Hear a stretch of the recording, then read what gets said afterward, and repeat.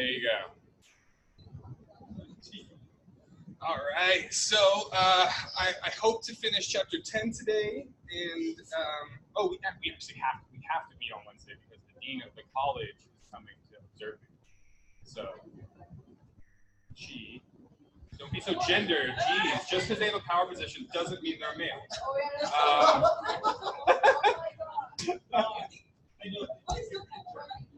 Yeah, it's my.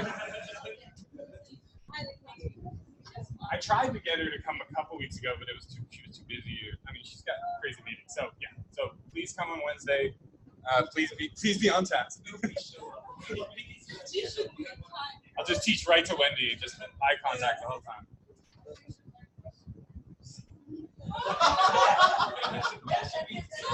You know what? Like for students, you just yeah. They'll teach you a chapter, and then when they have like a supervisor come in, they'll teach you. No. I know. And then like even it is not. That's cheating. Yeah, to be like. That day it shows spoke for trust because he or she knew that he can pick on anybody and they'll say. You will find that Wednesday's class is going to be much more organized than any other class you've probably ever experienced with me. You'll be like, wow, Chris is really like on top of it with this stuff. We can do that at the beginning on Wednesday. If you come early, we can do that at the beginning. I could show Wendy, soften her up a little bit.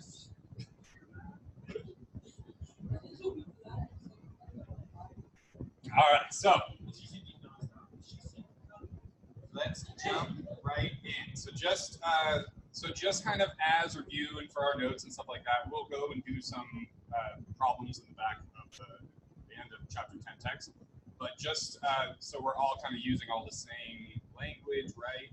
For the most part, well, for the first half of this chapter, we're going to be talking about a normal form game, right? And so that's when we have, we've got a player A, so we'll call it, Sam or something like that here, right? And they've got a set of particular strategies that they can choose, right? And the strategies are usually something like this, right? And so just for the sake of convenience, Sam can choose between either up or down. And depending on what Sam chooses, there's going to be different payoffs, right? And then there's also going to be a player B, right? So this Sam, you can think of that as just player A. We can use Paul as player B. And again, for the most part, all these games, well, actually, here's one that it isn't. So instead of up or down here, Paul's strategies are just going to be labeled left or right, just for simplicity, right?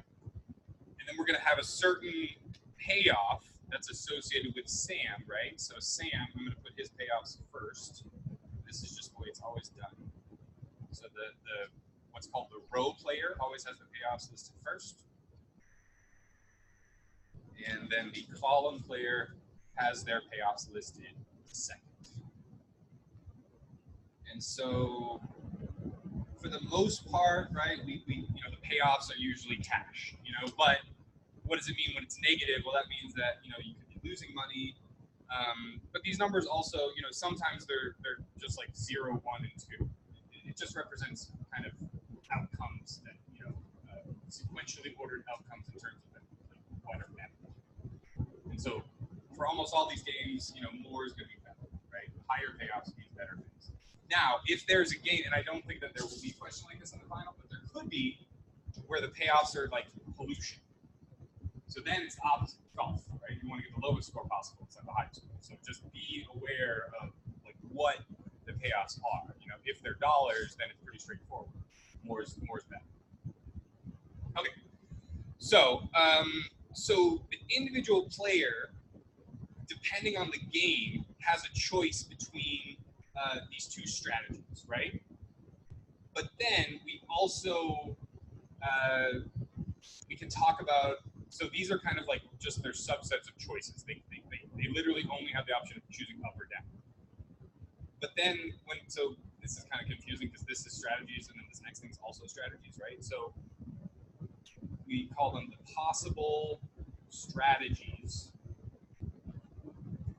for the individual players, right? And so what are our three possible strategies, right? So we've already learned about one and used one a lot, right? In terms of the kind of way that I showed you guys to solve stuff, right? The dominant strategy. So you take your hand, you cover it up, and you say, okay, let's assume that Paul's going right.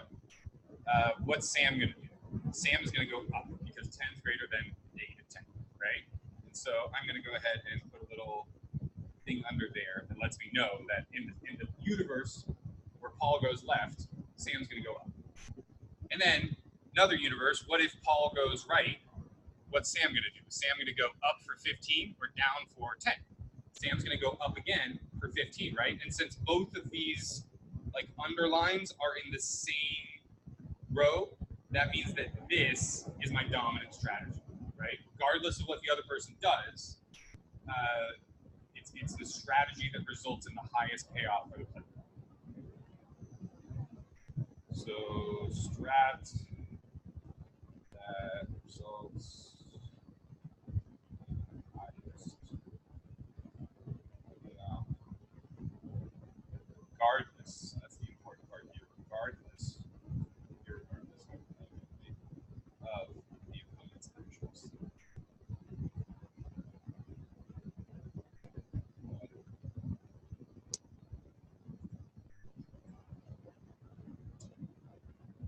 But there are a couple of other strategies, right? So this is the one that we always learn first. It's probably it's probably the easiest to understand. The second type of strategy, which I am used to thinking of as what's called maxi-min. You're maximizing the minimum possible payoffs you could get. The book calls it a secure strategy. So you'll also see this referred to as maxi-min strategy, right? You're maximizing the minimum possible. So again, what's this maxi-min? This is the strat that guarantees the highest possible, highest payoff given worst case.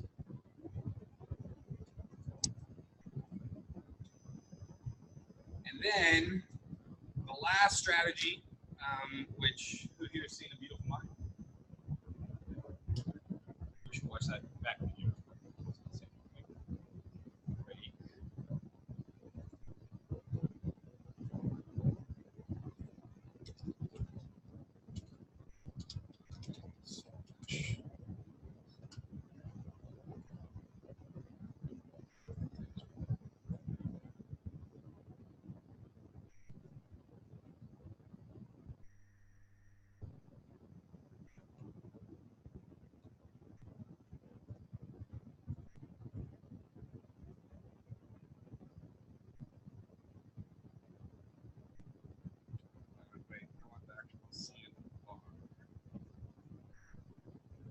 Again, Wednesday's class, you won't have to do this. It'll be all. Of course.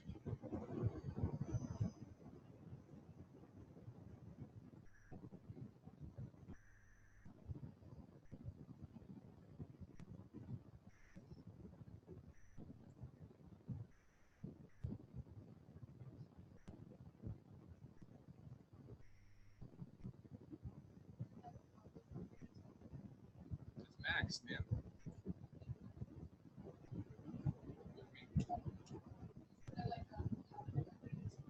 Oh, maybe.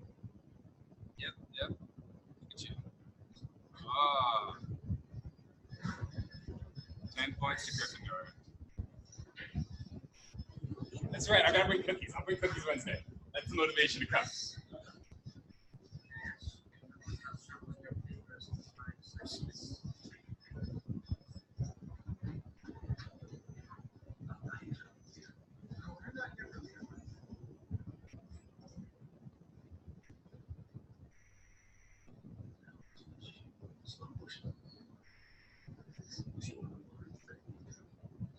It just doesn't help. People remember it without thinking. That's Adam Smith. They bother competition. Individual ambition serves the common good. Exactly. You remember yourself. Really, those who strike never stop their friends. We don't want a lot of people to keep it free.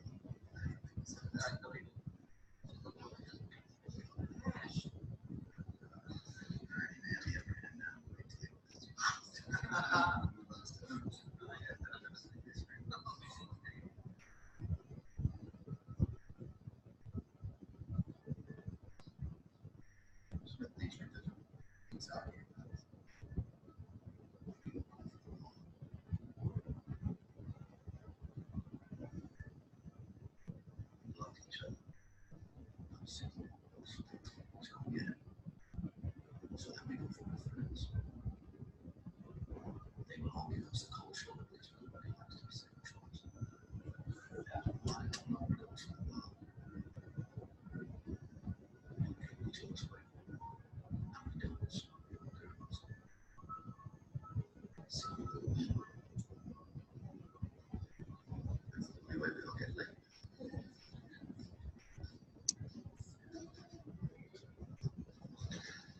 That's it. Nice result. Everyone in the group doing what's best for themselves. That's what he said. That's what's all everyone doing what's best for themselves. This is something you need to put on your own. You know, it's not Adam's job. It's not Adam's. Which, I mean, that was like tantamount to saying, you know, like Isaac Newton was wrong at the time, you know? So, yeah, it was revolutionary, and so it's a really good movie. It's sad. He ended up like working for the CIA, or he had schizophrenia, and so, you know, he was like living this double life, and it was, so the movie's very good. I don't want to ruin it all for you. I don't know, actually. It's a good question. It's one of those things that I should probably like put on reserve at the library or something, right? But so he is in a lot of ways the father of game theory, and so as a result, the last strategy that we're going to be talking about is the Nash equilibrium strategy, named after him. He got a Nobel Prize as well for his work in game theory. So this is a bit tricky. Students always try to say that, like, if both of them have a dominant strategy, then that means that there's a Nash equilibrium at that payoff. That is not always the case, right? So there are times where people have both players have a dominant strategy, but it's not a Nash equilibrium, and there are times where they do have a dominant strategy that aligns at a Nash equilibrium. So what am I talking about here? So this is a condition describing, so already it's a bit more obtuse than any of the other ones, right? A set of strategies. So instead of just talking about one individual person, right? A set of strategies in which no one player can improve her payoff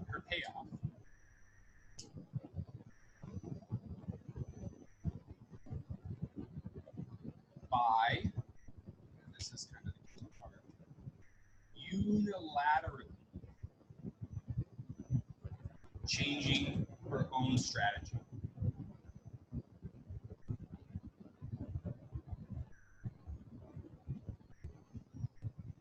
And then, you know, given the other players' strategy.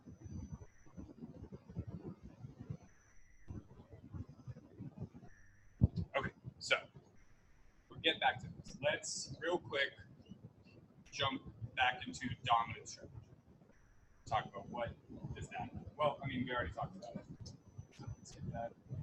What about the secure strategy? So we didn't do the secure strategy with regards to the example that we had earlier, right?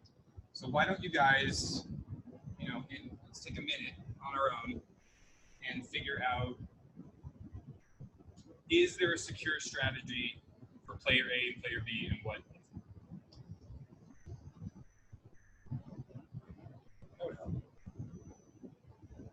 the strategy that guarantees the highest payoffs given the worst